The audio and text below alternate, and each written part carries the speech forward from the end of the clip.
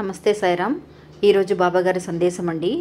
రేపు ఉదయం లేవగానే ఖాళీ కడుపుతో ఈ మంత్రాన్ని అనుకుని చూడు తల్లి, నీకు విపరీతమైన ధనలాభం అనేది కలుగుతుంది, కష్టాలనేవి తీరడం అనేది ఖాయము అని బాబా ఒక సందేశాన్ని ఇస్తున్నారండి.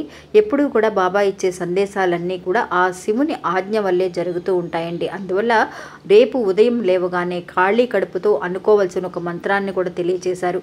ఇప్పుడు మనకి కార్తీక నెల జరుగుతుందండి. శివుడికి చాలా వరకు కూడా విశేషమైన నెల. ఈ నెలంతా కూడా మనకి ఎలాంటి కష్టాలు ఉన్నా కూడా, ముఖ్యంగా ఆర్థిక ఇబ్బందులన్నీ కూడా తొలగిపోగలిగే శక్తివంతమైన నెల అండి ఈ నెల.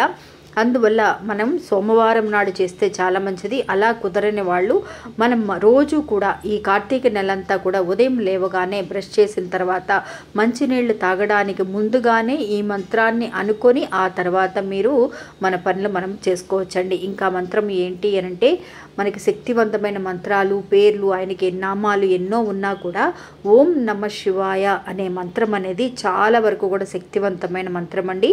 ఆ మంత్రాన్ని 27 సార్లు దగ్గర నుంచి 108 సార్లు వరకు కూడా మీరు ఈ మంత్రాన్ని ఉదయాన్నే బ్రష్ చేసిన తర్వాత అనుకొని చూడండి ఫ్రెండ్స్.